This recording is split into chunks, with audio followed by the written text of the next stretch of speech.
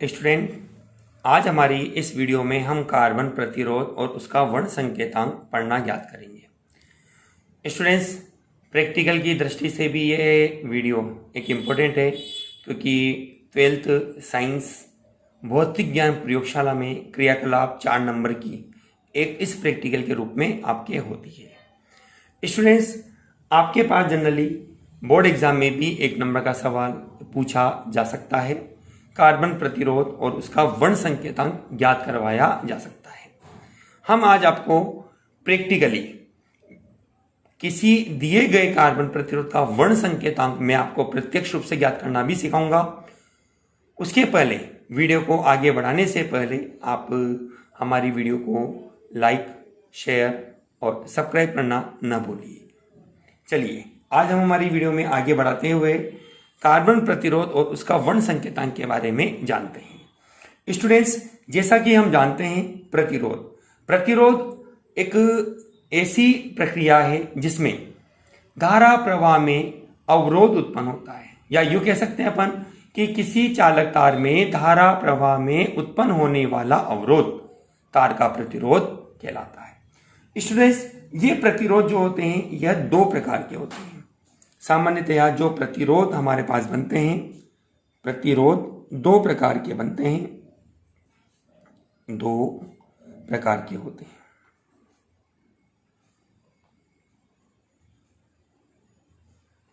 Number 1 हमारे पास है students तार आबद्ध प्रतिरोध। तार आबद्ध, तार के बने हुए।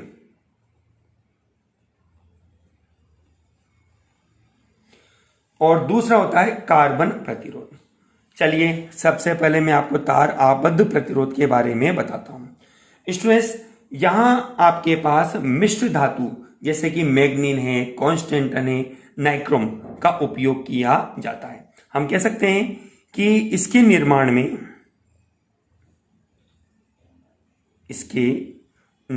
में मिश्र धातु नाइक्रोम, मैग्नीन, कांस्टेंटन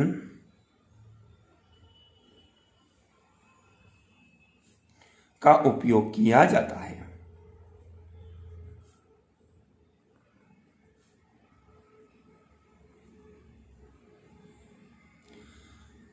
इनकी विशेषता होती है कि इनका जो प्रतिरोध ताप गुणांक कम होता है। अब जैसे सवाल हो सकता है कि आप तार आबद्ध में मिश्र धातु का ही उपयोग क्यों करते हैं, तो हमारे पास सीधा आंसर है इसका कि इसका जो प्रतिरोध ताप गुणांक होता है वो अल्प होता है। यहां लिख देते हैं अपन ये भी, इनका प्रतिरोध ताप गुणांक अल्फा अल्प होता है।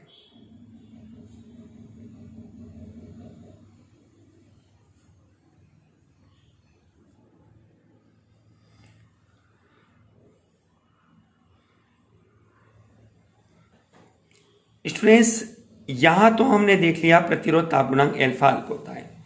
तो क्या सारे प्रतिरोध इसी के बनाए जाते हैं? नहीं, क्योंकि इस तरह के प्रतिरोधों के निर्माण के लिए अधिक लंबाई वाले तार का उपयोग किया जाता है, जो कि संभव नहीं होता, जो सुविधाजनक नहीं बनता। अब जैसे सवाल हो सकता है आपके पास कि क्या इन पदार्थों के द्वारा अधिक प्रतिरोध बनाए जा सकते हैं? नहीं।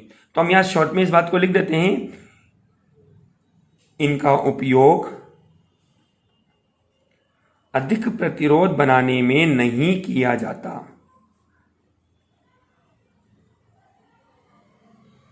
प्रतिरोध अधिक मान के प्रतिरोध बनाने में नहीं किया जाता,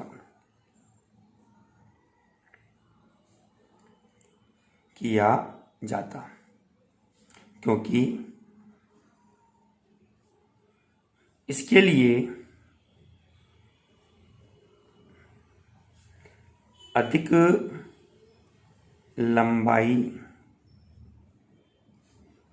के तार की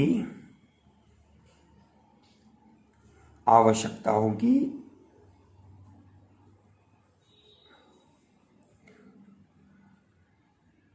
जो असुविधाजनक है।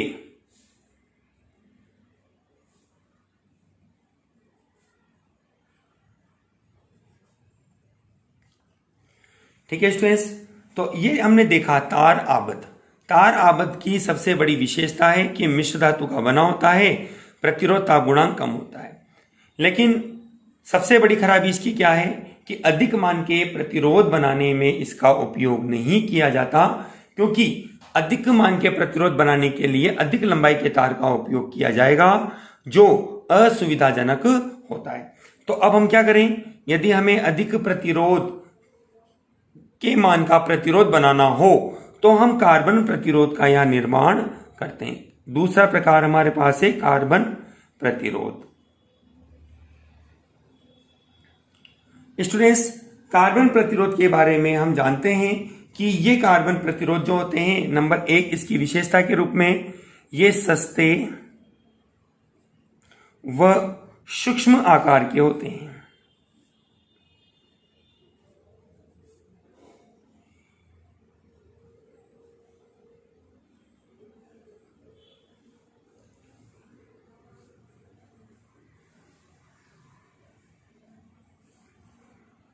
स्टूडेंट्स, इन कार्बन प्रतिरोध ये बेलनाकार होता है,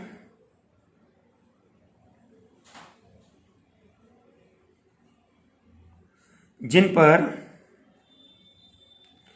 4 रंगीन पट्टियां होती है।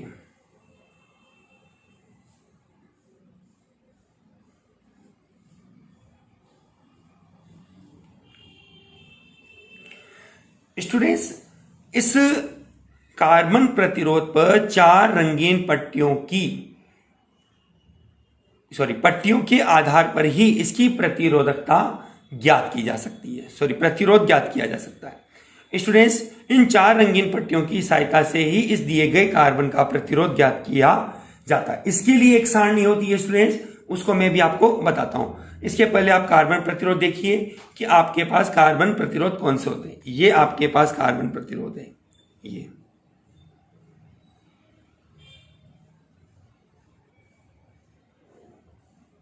ये आपके पास कार्बन प्रतिरोध है।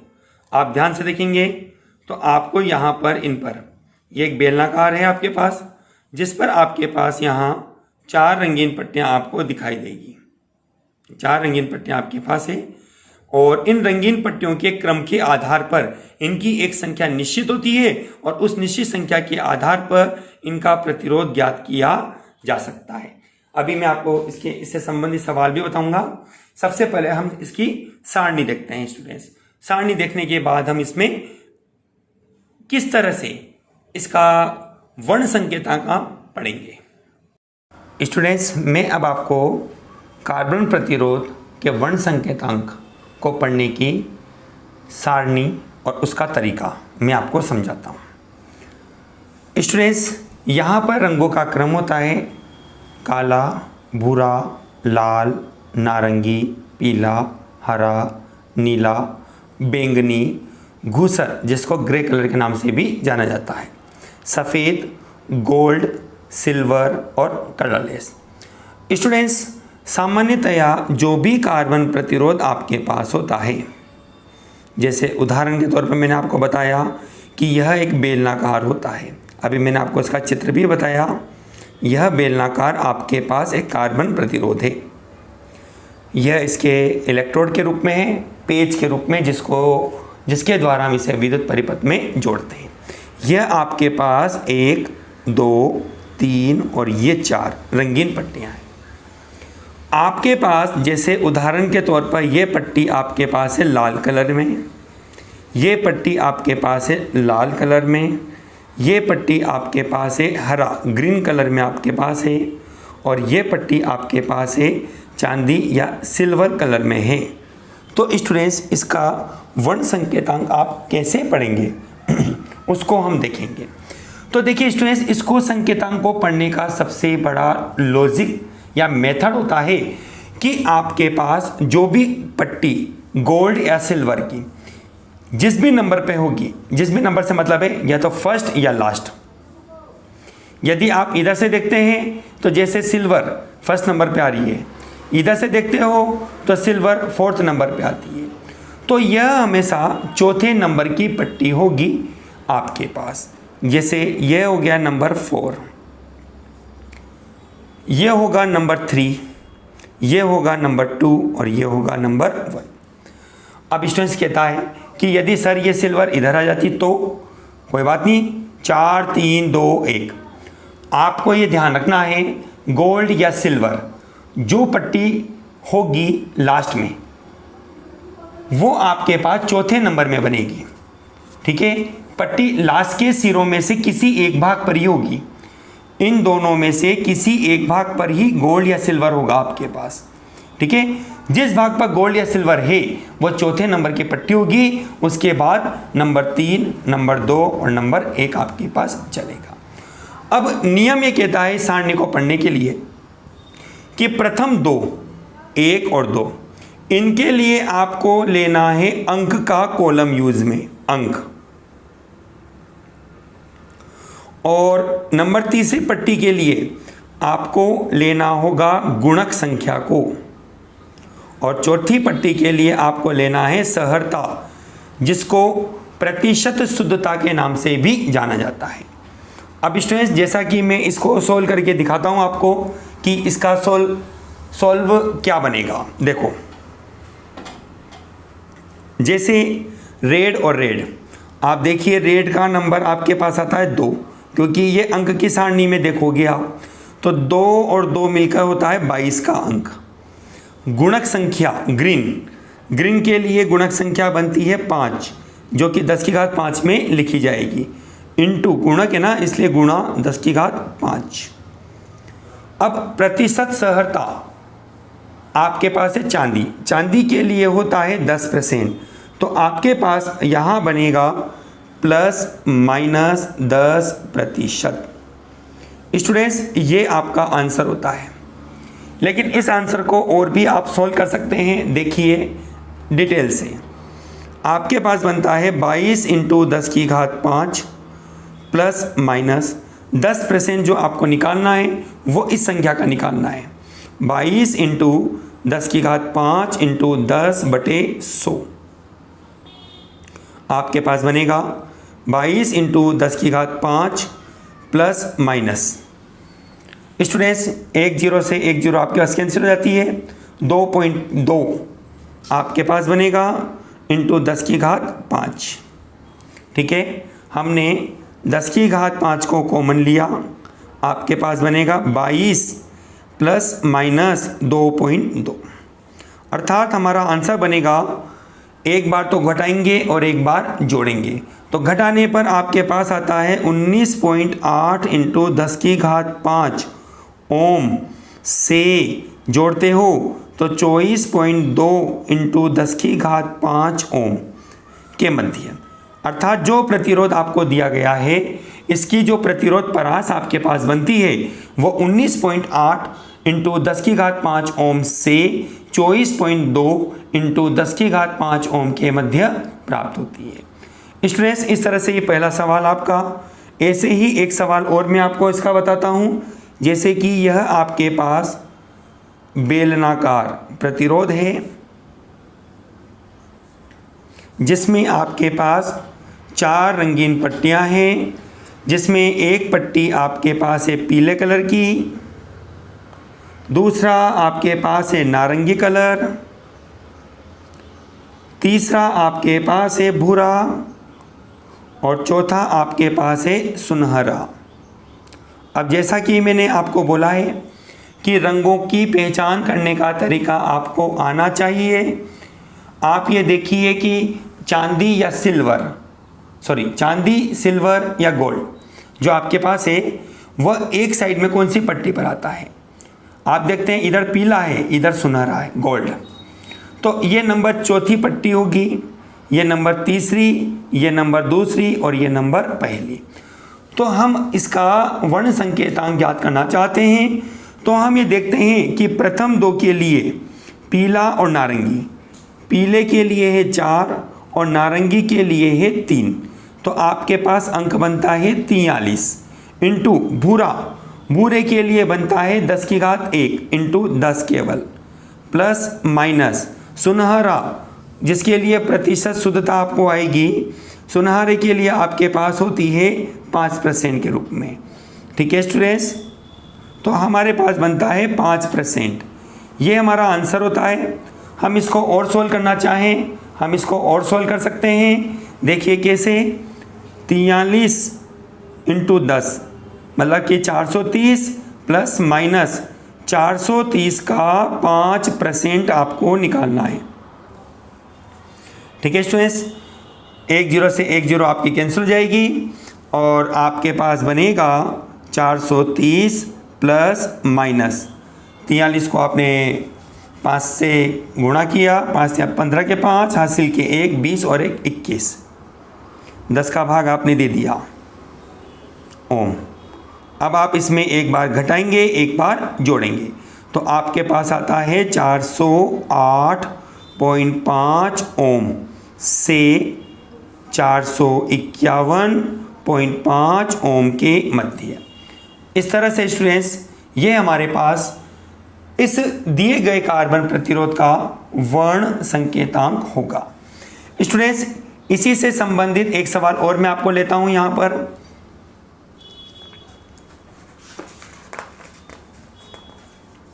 क्वेश्चन नंबर 3 के रूप में, ये थोड़ा डिफरेंट टाइप का क्वेश्चन है स्टूडेंट्स, ध्यान दीजिएगा।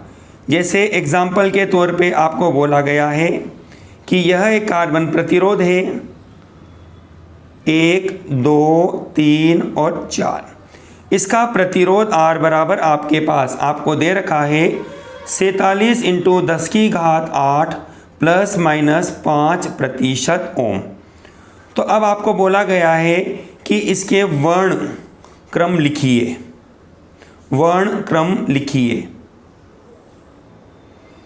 तो स्टूडेंट्स आप ध्यान दीजिए कि प्रथम 2 अंक होते हैं सार्थक अंक को प्रदर्शित करते हैं और 4 नंबर आता है पीले के लिए, तो पहली पट्टी होगी पीला कलर की।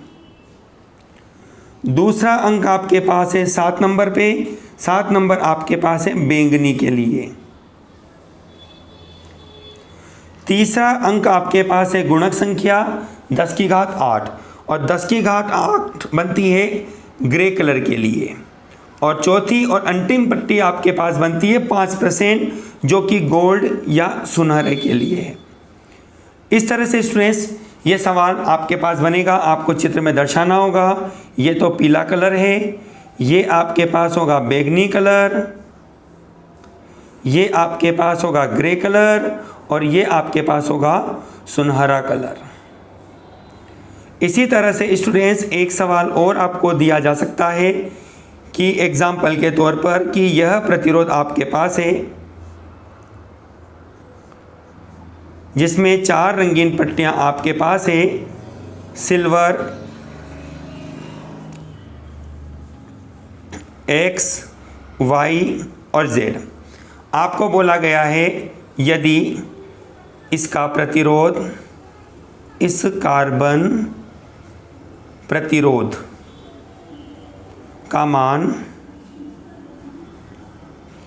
25 इंटू 10 की घात 3 प्लस माइनस 10% हो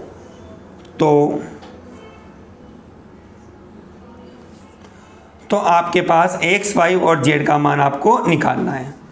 तो X, Y व Z का मान क्या होगा?